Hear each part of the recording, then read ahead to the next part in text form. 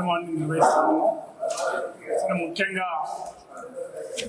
Party 99 సంవత్సరాలు 100 సంవత్సరాలు అడుగుపెడుతున్న సందర్భంగా డిసెంబర్ 30న ఎన్జీ కాలేజీలో జరిగే బహిరంగ సభ గురించి ముందస్తుగా ఈరోజు ఈ ప్రెస్ మీట్ కార్యక్రమాన్ని పెట్టడం జరుగుతూ ఉంది. పాల్గొంటున్న మీ అందరికీ కూడా మరొకసారి నమస్కారాలు తెలియజేస్తున్నాను. ఈ ప్రెస్ మీట్ కార్యక్రమంలో సిపిఐ జాతీయ కమిటీ సభ్యులు మాజీ ఎమ్మెల్యే పల్లా వెంకరెడ్డి గారు పాల్గొంటా ఉంది.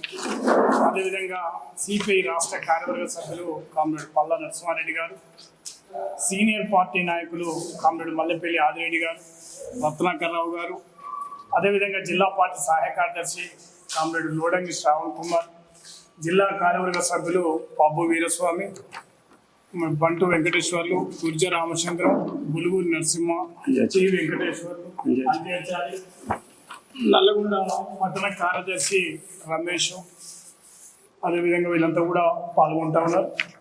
సరే, ముఖ్యంగా ఈ 100 సంవత్సరాల సందర్భంగా నల్లగొండలో పెద్ద ఎత్తున బహిరంగ సభ నిర్వహించబడతా ఉంది.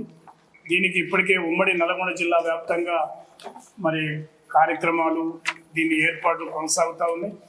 అందువల్ల రేపు జరిగే ఈ బహిరంగ సభకు పెద్ద ఎత్తున ప్రజలు కానీ పార్టీ శ్రేణులలో నూతన ఉత్సాహంతో ఈ బహిరంగ 100 సంవత్సరాల సందర్భంగా పెద్ద ఎత్తున ఈ ఉమ్మడి నల్గొండ జిల్లా వ్యాప్తంగా కూడా ఉత్సాహపూరితంగా పార్టీ శ్రేణులంతా కూడా పాల్గొంటా ఉంది. దీనికి అందరూ కూడా సహకరించాల్సిందిగా, అదేవిధంగా మీ వైపుకి వెళ్ళి పత్రికా మిత్రులు కానీ ఎలక్ట్రానిక్ మీడియా అందరూ కూడా మరి సహకరించవలసిందిగా సిపిఐ జిల్లా పక్షాన్ని మీ అందరికీ కూడా విజ్ఞప్తి చేస్తూ మరి ప్రెస్ మీట్ ఉద్దేశించి సిపిఐ జాతీయ కమిటీ సభ్యులు వెంకరెడ్డి గారు మాట్లాడవలసిందిగా కోరుతాం. మీడియా మిత్రులందరికీ నమస్కారం. చాలా రోజుల తర్వాత మేము కలుసుకుంటున్నాం. ఈరోజు డిసెంబర్ 30 నల్లగొండ పట్టణంలో భారత కమ్యూనిస్ట్ పార్టీ ఆధ్వర్యంలో భారత కమ్యూనిస్ట్ పార్టీ 100 వసంతాల ఉత్సవాలు ప్రారంభోత్సవ బహిరంగ సభ నిర్వహిస్తూ ఉన్నాం. భారతదేశంలో 1925 డిసెంబర్ 26, 1925 సంవత్సరంలో కాన్పూర్లో కమ్యూనిస్ట్ పార్టీ ఏర్పాటు చేయడం జరిగింది. 99 సంవత్సరాలు పూర్తి చేసుకొని 100 సంవత్సరాల్లో అడుగు పెడతా ఉంది. 1925కు పూర్వమే 1917లో సోవియట్ యూనియన్లో సోషలిస్ట్ విప్లవం విజయవంతమైన తర్వాత ఈ భారతదేశానికి సంబంధించిన యువకులంతా కూడా ఆ సోషలిస్ట్ విప్లవానికి ఆకర్షితులై ఇతర దేశాల్లో ఉన్న యువకులు కూడా ఆనాడు లండన్లో అట్లాగే భారతదేశంలో ఇతర ప్రాంతాల్లో ఉన్న యువకులు మరి కమ్యూనిస్ట్ పార్టీకి ఆకర్షితులై కమ్యూనిస్ట్ పార్టీ ఏర్పాటు ఆవశ్యకతను గురించి చర్చించుకోవడం ప్రారంభించారు. ఈ విషయాన్ని ఆనాటి ప్రభుత్వం గ్రహించి 1925కు పూర్వం స్వాతంత్రోద్యమంలో ఈ కమ్యూనిస్ట్ పార్టీకి నాయకత్వం వహించిన అనేక మంది నాయకులు, డాంగే, ముజఫర్ అహ్మద్, ఈ సింగారెడ్డి సెట్టియాలు ఇలాంటి వాళ్ళంతా కూడా స్వాతంత్ర పోరాటంలో పాల్గొని మరి సంపూర్ణ స్వాతంత్రానికి కూడా పిలిపించిన నాయకులు. అయితే దానికంటే ముందే ఈ కమ్యూనిస్ట్ పార్టీ నాయకుల మీద, అప్పటి కమ్యూనిస్ట్ పార్టీ ఏర్పడక ముందే కమ్యూనిస్ట్ పార్టీ నాయకుల మీద అనేక కుట్రల కేసులు పెట్టడం అనేది జరిగింది. అయినా వాటికి భయపడకుండా మరి 1925 డిసెంబర్ 26వ తేదీ కాన్పూర్లో కమ్యూనిస్ట్ పార్టీ ఏర్పాటు చేసుకోవడం, దాని తర్వాత స్వాతంత్ర ఉద్యమంలో మరి కర్షకులు అట్లాగే ట్రేడ్ యూనియన్ కార్యకర్తలు వీళ్ళందరినీ ఇన్వాల్వ్ చేసి మరి దేశానికి స్వాతంత్రం రావడంలో ప్రముఖ పాత్ర వహించారు కమ్యూనిస్ట్ పార్టీ నాయకులు. దాని తర్వాత స్వాతంత్రం వచ్చిన తర్వాత అనేక సంస్థానాలు భారతదేశంలో ఉన్నాయి. కొన్ని సంస్థానాలు విలీనమైనాయి, కొన్ని సంస్థానాలు విలీనం కావడానికి నిరాకరించినాయి.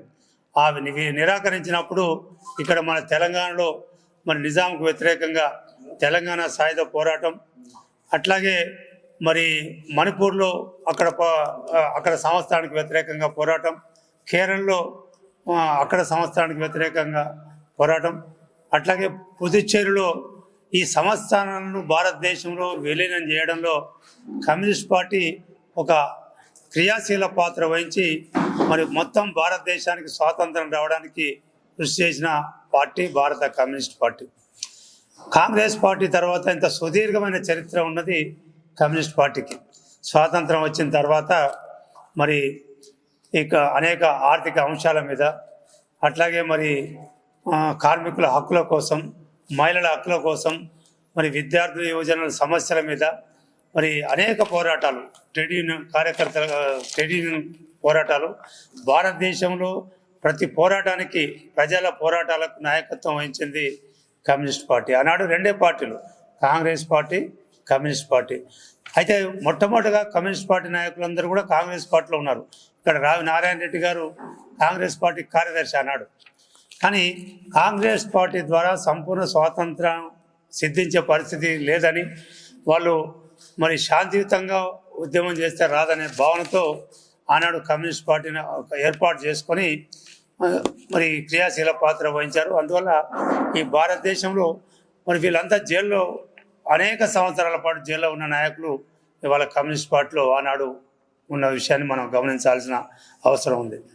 మరి స్వాతంత్రం వచ్చిన తర్వాత మరి ముఖ్యంగా మరి అనేక ఆర్థిక అసమానతలు ఈ దేశంలో, తర్వాత భూ సంస్కరణల చట్టం, బ్యాంకుల జాతీయకరణ, ఇలాంటి అనేక ప్రజలకు ఉపయోగపడే చట్టాలను పార్లమెంటులో తీసుకురావడం కోసం భారత కమ్యూనిస్ట్ పార్టీ ఒక ప్రతిపక్ష పార్టీగా క్రియాశీల పాత్ర వహించి మరి అనేక సమస్యల పరిష్కారానికి కమ్యూనిస్ట్ పార్టీ దోహదం చేసింది. మొట్టమొదటగా కేరళలో కమ్యూనిస్ట్ పార్టీ ప్రభుత్వం ఏర్పాటైంది. అక్కడ ఒక ఆదర్శవంతమైన ప్రభుత్వం, భారతదేశంలో కమ్యూనిస్ట్ పార్టీ ఒక ఆదర్శవంతమైన ప్రభుత్వం కొనసాగింది. దాని తర్వాత బెంగాల్లో కమ్యూనిస్ట్ ప్రభుత్వం ఏర్పడ్డది, తర్వాత త్రిపురలో ప్రభుత్వం ఏర్పడ్డది.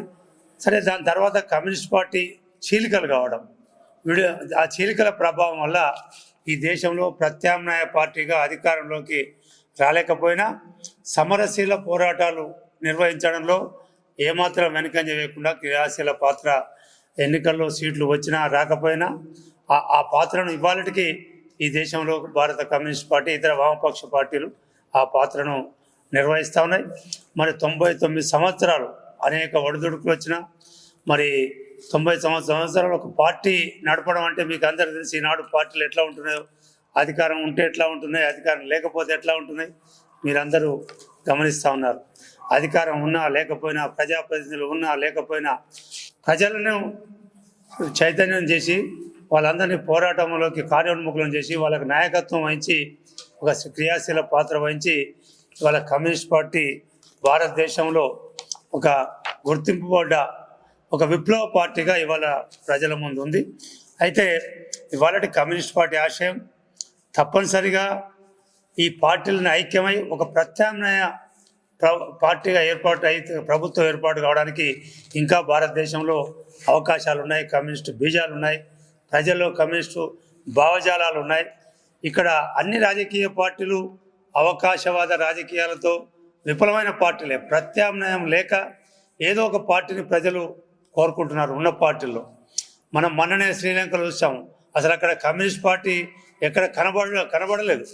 కానీ అక్కడ మరి ప్రజలు చైతన్యవంతులై అక్కడ ప్రభుత్వాల మీద విరక్తి చెంది ఒక విప్లవం లాగానే వచ్చేసింది. అధ్యక్ష ఎన్నికల్లో గెలవడం, తర్వాత అధ్యక్షునికి మద్దతుగా మెజార్టీ పార్లమెంటు సభ్యులను, అధ్యక్షుడు ఎట్లా ఓట్లు వచ్చిన అనుకోవడానికి లేదు, మెజార్టీ పార్లమెంటు సభ్యులు గెలవడం అంటే అక్కడ ప్రజల్లో ఉన్న ప్రభుత్వాల మీద ఉన్న విరక్తి, మరి చైతన్యం, ఆ చైతన్యపూరిత వాతావరణంలో అక్కడ ఎన్నికలు జరిగి అట్లా గెలవడం అనేది సాధ్యమైంది. అందువల్ల ఇక్కడ భారతదేశంలో కూడా చాలా రోజులు సిపిఐ పార్టీ ఈ చీలిక వల్ల మనం నష్టపోయాం.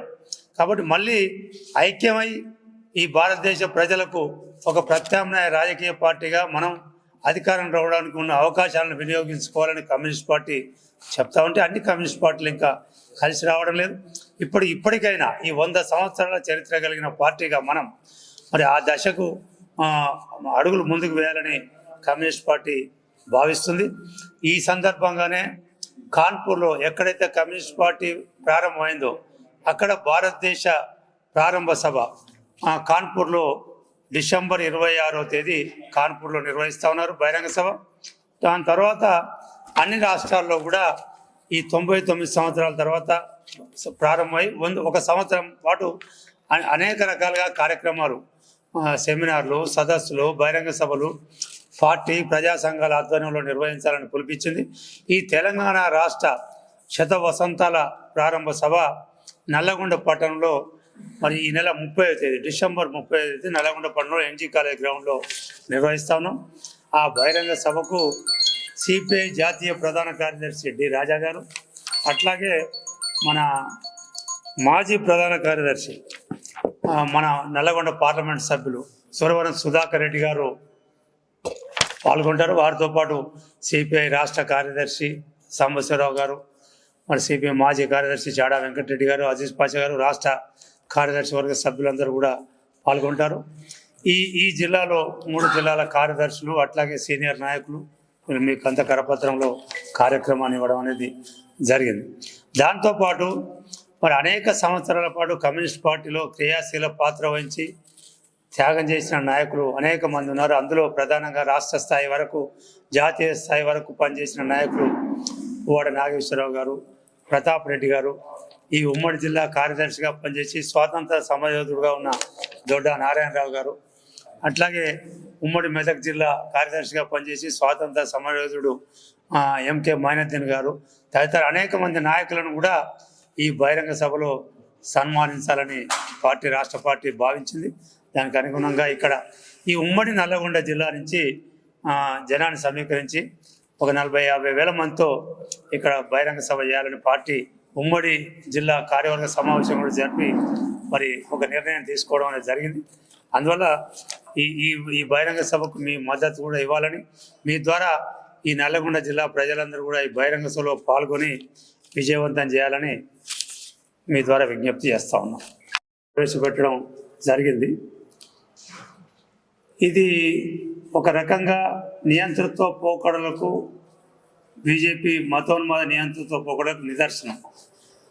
రాష్ట్రాల యొక్క ప్రతిపత్తిని ధ్వంసం చేయడానికి ఒక ప్రయోగం చేస్తున్నాడు. ఇలా గతంలో ఒకేసారి ఎన్నికలు జరిగినప్పుడు కూడా రాష్ట్ర ప్రయోజనాలు, రాష్ట్రాల ఆర్థిక, రాజకీయ, సామాజిక సమస్యలు ఒక్కొక్క రాష్ట్రానికి ఒక్కొక్క రకంగా ఉంటాయి.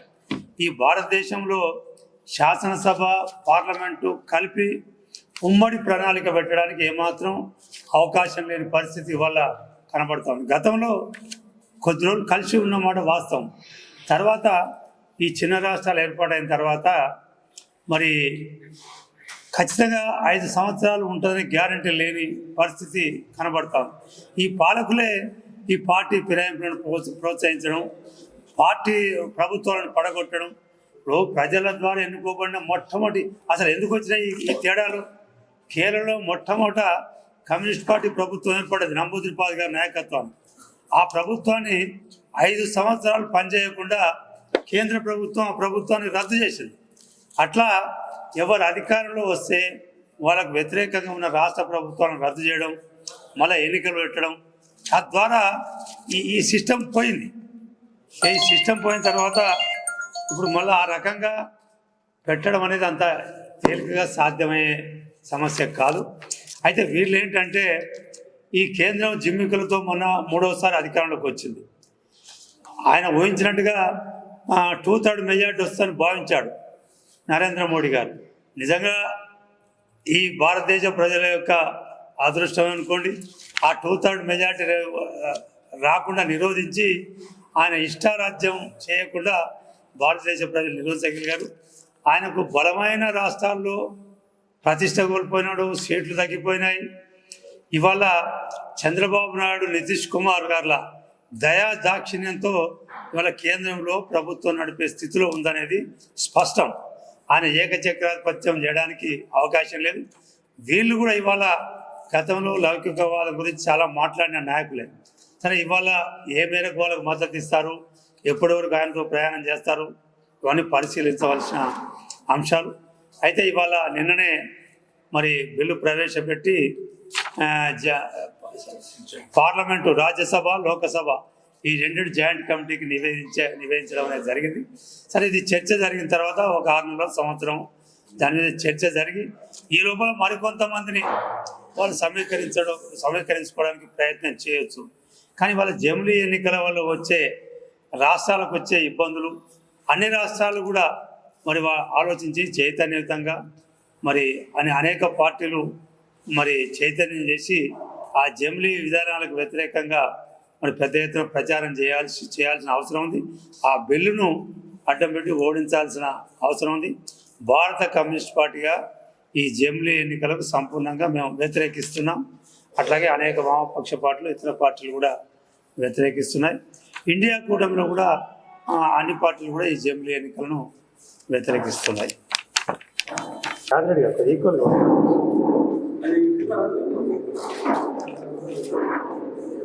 పేర్లు రావాలని పెట్టింది.